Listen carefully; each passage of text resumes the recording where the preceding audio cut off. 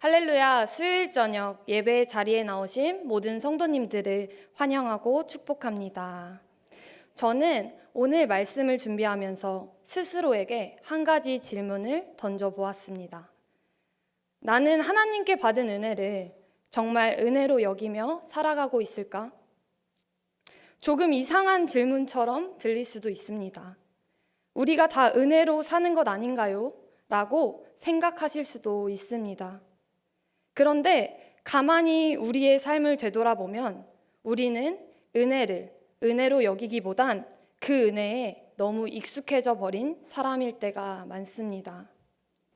숨 쉬는 것도, 가족이 있는 것도, 예배할 수 있는 것도, 건강하게 하루를 살아가는 것도 당연한 것이 아니라 모두 하나님의 은혜인데 우리는 어느새 그 은혜를 너무 익숙하게 여기며 살아갑니다. 그리고 은혜가 익숙해지는 순간 감사는 점점 사라집니다. 감사가 사라진 자리에는 비교가 들어오고 비교가 들어온 자리에는 불평이 자라나기 시작합니다. 왜 나는 이것밖에 안 될까? 저 사람은 어떤 걸 했길래 저렇게 잘 될까? 어려서부터 지금까지 수십 년 동안이나 신앙생활을 했는데 어쩌면 하나님께 받은 은혜보다 아직 내게 없는 것을 더 마음을 빼앗기며 살아가는 것이 우리의 모습인지 모르겠습니다. 지금 저는 대학원 공부를 하고 있습니다. 그래서 학기 중에는 평일에 부천에 올라가서 지내고 금요일이 되면 다시 공주로 내려와 사역을 준비하고 있습니다. 지난달부터 방학이 시작되었습니다. 운동을 하나 해볼까 고민하다가 자유 수영을 시작하게 되었습니다. 2주 전 있었던 일인데요. 수영을 마치고 샤워를 하는데 초등학교 저학년쯤 되어 보이는 여자아이 2명이 화장실을 갔다가 수영복을 막 다시 입으려고 낑낑거리고 있었습니다. 한 아이가 친구를 도와주려고 막 애를 쓰는데 애기들 힘으로 하기에는 그게 너무 부족해서 수영복이 잘 올라가지 않았습니다. 그 모습을 본 저는 그냥 지나칠 수가 없었습니다. 그래서 다가가 수영복 입는 것을 도와주었습니다. 아이는 환하게 웃으며 저에게 고맙습니다 라고 인사를 했고 저도 웃으며 저도 고마워요 라고 대답했습니다.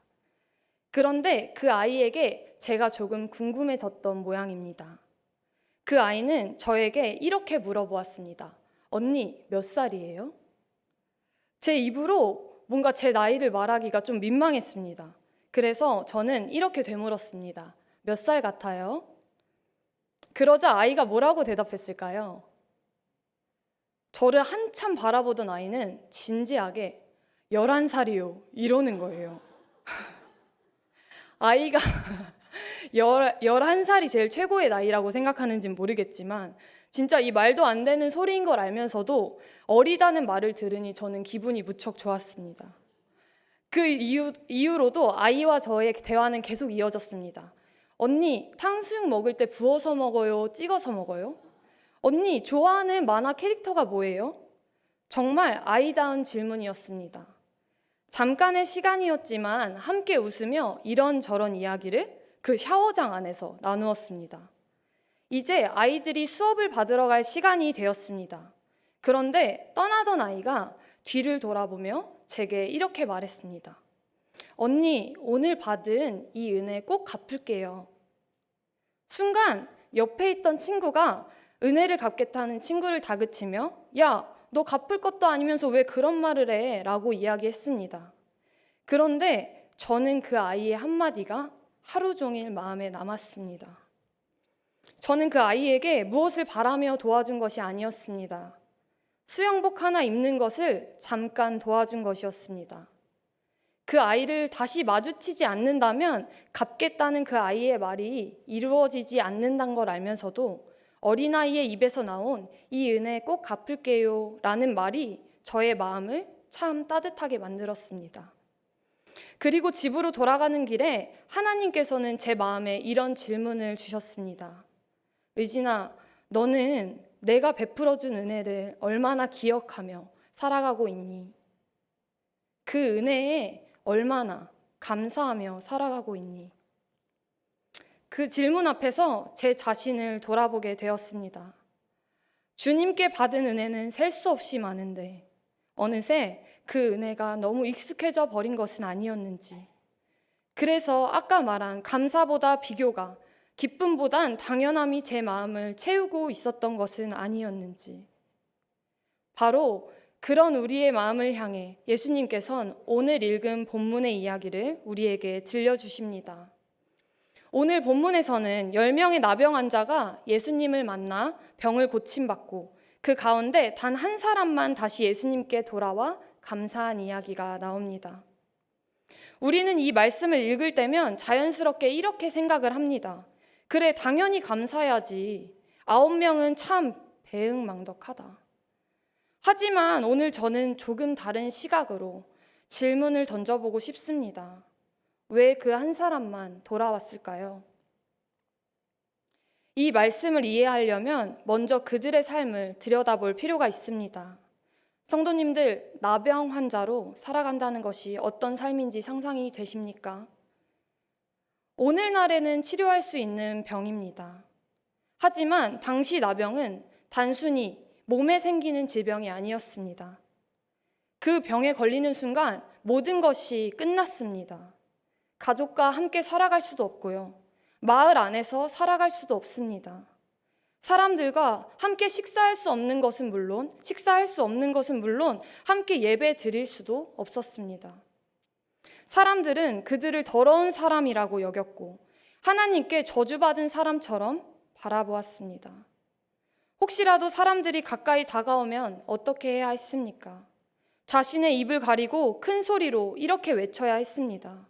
부정하다, 부정하다. 내가 더럽다고 가까이 오지 말라고 그렇게 스스로를 외쳐야 했습니다. 얼마나 비참한 삶입니까?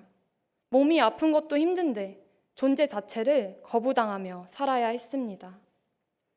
어쩌면 처음에는 치료받을 방법이 있었을지도 모르겠습니다. 좋다는 약도 써봤을 거고 기도도 해보았을 것입니다. 그러나 시간이 흐를수록 희망은 점점 사라지고 그들의 하루는 살아가는 것이 아닌 버티는 삶이었습니다. 아, 오늘도 눈을 떴네. 아, 오늘도 살아있네. 즉 그들의 삶은 내일을 기대하는 삶이 아니라 죽을 날을 기다리는 삶이었습니다. 그런데 어느 날 그들의 귀에 한 가지 소문이 들려오기 시작합니다. 나사렛 예수라는 사람이 있대. 그 사람은 병든 자를 고치고 귀신 들린 사람도 자유롭게 한대. 안 못 보는 사람의 눈도 뜨게 해주고 무엇보다 그 사람은 사람을 차별하지 않고 죄인도 세리도 창녀도 품어준대. 그 소문은 죽어가던 절망 속에 있던 그들의 가슴을 다시 뛰게 만들었습니다. 혹시 나도, 나 같은 사람도 우리에게도 희망이 있을까? 얼마 지나지 않아 또 다른 소식이 들려옵니다. 예수님께서 이 마을 근처를 지나가신답니다. 그 순간 10명은 더 이상 가만히 있을 수가 없었습니다. 이번 기회를 놓치면 다시는 기회가 없을지도 모르니 그들은 예수님이 지나가시는 길을 향해 달려갑니다. 근데요, 거기까지였습니다. 성경은 아주 짧게 기록하지만 그 짧은 한 문장 안에는 그들의 현실이 담겨 있습니다. 누가복음 17장 12절을 함께 읽어보겠습니다. 시작. 한 마을에 들어가시니 나병 환자 10명이 예수를 만나 멀리 서서를 주목해 보십시오. 왜 가까이 가지 못했을까요? 가고 싶지 않았기 때문이 아닙니다. 바로 갈 수 없었기 때문입니다. 율법이, 그리고 사람들의 시선이, 사회가 만든 벽이 그들을 막고 있었습니다. 그들은 예수님을 눈앞에 두고도 가까이 갈 수 없는 사람들이었습니다. 얼마나 답답했을까요? 손만 뻗으면 그 닿을 것 같은 거리에 있는데도 다가갈 수가 없습니다. 무릎을 꿇고 싶어도, 간절히 매달리고 싶어도 갈 수가 없습니다. 그들이 할 수 있는 것은 단 하나, 바로 멀리 선 자리에서 예수님께 있는 힘껏 소리치는 것이었습니다. 예수 선생님이여, 우리를 불쌍히 여기소서. 그들의 간절함이, 그들의 기도가 그렇게 예수님께 닿았습니다. 사람들은 그들을 배척하고 외면했지만 예수님은 그들의 간구를 외면하지 않으셨습니다. 우리의 삶도 그렇지 않습니까? 살다 보면 하나님께 가까이 가고 싶어도 갈 수 없을 것 같은 순간들이 많습니다. 기도하고 싶은데 기도가 나오지 않고, 예배하고 싶은데 마음이 무너져 있고, 상처 때문에, 죄책감 때문에, 현실의 무게 때문에 나는 하나님께 나아갈 자격이 없는 사람인가 라는 생각이 들 때가 많습니다. 그런데 오늘 말씀은 우리에게 분명히 말해줍니다. 내가 예수님께 가까이 갈 수 없는 순간에도 예수님은 우리의 부르짖음을 들으시는 분이십니다. 아멘이십니까? 우리의 최선을 누구보다 잘 아시는 분이 우리 주님이십니다. 우리가 할 수 있는 것이 눈물을 흘리며 주님의 이름을 부르는 것밖에 없을 때에도 그 한마디를 결코 지나치지 않으시는 분이 우리 주님, 예수님이십니다. 그리고 예수님은 그들을 향해 이렇게 말씀하십니다. 본문 14절 상반절을 같이 읽어보겠습니다. 시작. 보시고 이르시되 가서 제사장들에게 너희 몸을 보이라 하셨더니. 가서 제사장들에게 너희 몸을 보이라. 이 말씀은 참 이상한 명령입니다. 아직 그들의 몸은 상처도 피부도 그대로입니다. 아직 병이 낫지 않았습니다. 그런데 예수님께서는 먼저 제사장에게 가라고 말씀하십니다. 이 당시 제사장은 병이 나은 사람에게 깨끗하다고 선언하는 사람이었습니다. 다시 말해 예수님은 아직 아무것도 변하지 않은 그들에게 마치 이미 고침을 받은 사람처럼 걸어가라고 말씀하신 것입니다. 그리고 이어지는 본문 14절 후반절에선 놀라운 한 문장을 기록합니다. 그들이 가다가 깨끗함을 받은지라. 이 장면을 떠올려 보십시오. 10명이 함께 길을 걸어갑니다. 처음에는 아무 변화가 없고 여전히 상처투성이인 손과 문드러진 피부입니다. 정말 나을 수 있을까? 괜히 가는 건 아닐까? 의심의 마음도 있었을 것입니다. 그런데 어느 순간 한 사람이 자신의 손을 바라봅니다. 갈라졌던 피부가 깨끗해졌습니다. 다른 사람도 자신의 팔을 바라보고 그렇게 10명이 서로를 바라봅니다. 얼굴을 만져보고 팔도 만져보고 분명 조금 전까지만 해도 나병 환자였는데 모두가 깨끗해졌습니다. 그 순간 그들의 마음은 얼마나 벅찼겠습니까?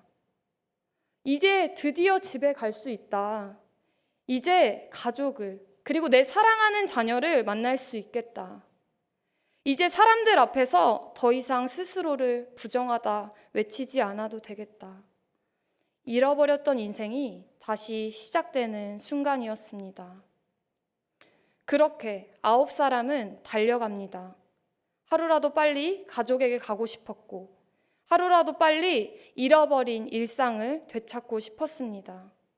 그래서 그들의 선택을 쉽게 비난할 수는 없습니다. 그런데 15절에선 이렇게 기록합니다. 그 중에 한 사람이 10명이 받은 은혜는 모두 같았습니다. 그 10명이 같은 예수님을 만나 모두가 같은 기적을 경험했습니다. 그런데 그중 한 사람은 발걸음을 멈추었습니다. 왜였을까요? 그는 깨달은 것입니다. 내가 지금 어디로 가고 있는 거지? 나를 낫게 하신 분은 아직 뒤에 계시는데. 가족을 만나는 것도 중요했고 새로운 삶을 시작하는 것도 중요했지만 그것보다 먼저 해야 할 일은 은혜를 베푸신 예수님께 돌아가는 것이었습니다. 그래서 그는 발길을 돌립니다. 그리고 성경은 이렇게 기록합니다. 본문 15절에서 16절을 함께 봉독하시겠습니다. 시작. 그 중에 한 사람이 자기가 낳은 것을 보고 큰 소리로 하나님께 영광을 돌리며 돌아와 예수의 발 아래에 엎드려 감사하니. 아멘. 참 재미있는 장면입니다. 조금 전에는 멀리 서 있던 사람이고 가까이 갈 수 없던 사람입니다. 율법 때문에, 사람들의 시선 때문에, 그리고 자신의 병 때문에 예수님께 가까이 갈 수 없었던 사람들입니다. 그런데 이제는 예수님의 발 앞에 엎드려 있습니다. 예수님께서 그의 몸만 회복시켜 주신 것이 아니라 하나님과의 관계도 회복시켜 주신 것입니다. 사랑하는 성도님들, 어쩌면 오늘 본문에 나오는 10명의 나병 환자는 우리의 모습일지도 모릅니다. 우리도 예수님의 은혜를 받은 사람들입니다. 죄인이었던 우리를 자녀 삼아 주셨고, 오늘을 살도록 생명을 주셨고, 영원한 생명을 얻어 예배하게 하셨고, 수없이 많은 기도에 응답해 주셨습니다. 그런데 오늘 예수님께서는 한 가지 질문을 던지십니다. 10사람이 다 깨끗함을 받지 아니하였느냐? 그 9은 어디 있느냐? 예수님께서는 치유받은 사실을 모르셔서, 또 9명이 어디에 있는지를 모르셔서 찾으신 것이 아닙니다. 그 질문은 바로 오늘 우리를 향한 질문입니다. 아무개야, 의진아, 너는 어디에 있느냐? 내가 너에게 베푼 은혜를 기억하며 살아가고 있느냐? 어쩌면 우리는 9명을 보며 쉽게 이야기합니다. 왜 감사하지 않았을까? 왜 다시 돌아오지 않았을까? 그런데 곰곰이 생각해 보면 우리도 그 9명의 모습으로 살아갈 때가 참 많습니다. 문제가 해결되면요, 내 삶을 사느라 다시 바빠집니다. 기도가 응답되면 어느새 그 은혜를 잊어버립니다.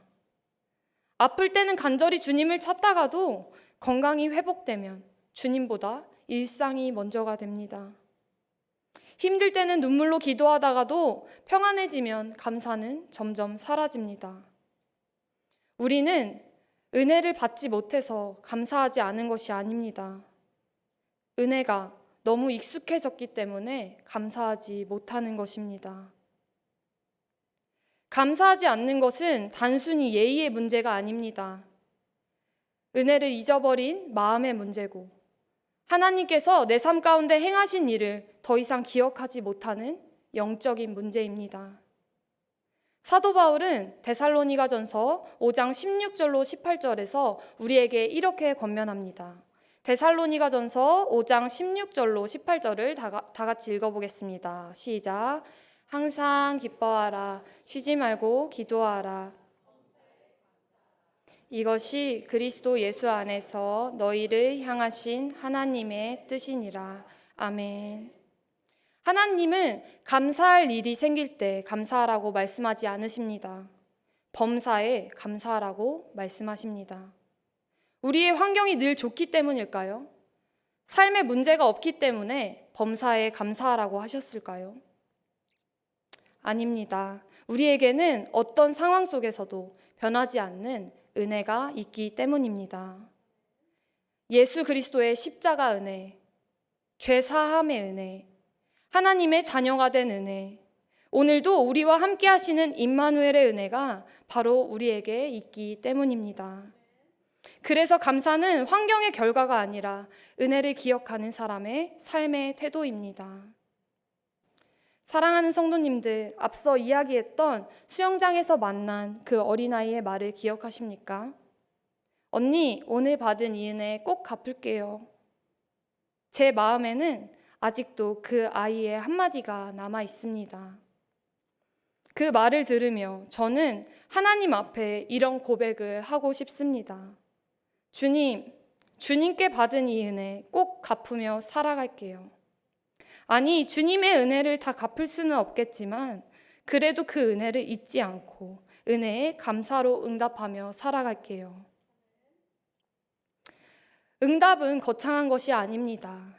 아침에 눈을 뜨며 주님 오늘도 감사합니다 라고 고백하는 것. 그리고 의무처럼 여겼던 예배를 은혜로 드리는 것. 가정에서, 일터에서, 교회에서 많은 선택의 순간들 가운데 하나님께서 기뻐하시는 선택을 하는 것. 주님의 사랑을 기억하며 이웃을 사랑하는 것. 나의 시간과 물질과 삶을 하나님께 드리는 것. 그것이 바로 은혜의 감사로 응답하는 삶인 줄 믿습니다. 5년 전 발매된 송경민 목사님의 은혜라는 찬양을 아십니까? 그 찬양의 가사를 짧게 읽어드리면 이렇습니다. 내가 누려왔던 모든 것들이, 내가 지나왔던 모든 순간이, 내가 걸어왔던 모든 순간이 당연한 것 아니라 은혜였소. 내가 이 땅에 태어나 사는 것, 어린아이 시절과 지금까지 숨을 쉬며 살며 꿈을 꾸는 삶, 당연한 것 아니라 은혜였소. 모든 것이 은혜, 은혜, 은혜, 한없는 은혜. 내 삶에 당연한 것 하나도 없었던 것을 모든 것이 은혜, 은혜였소. 이 땅에 태어나 지금까지 살아온 모든 순간에 당연한 것은 없습니다. 우리가 살아가는 모든 것이 주님의 은혜임을 기억하며 이번 한 주도 주님의 은혜에 감사로 응답하는 저와 성도님들 되시길 축복합니다.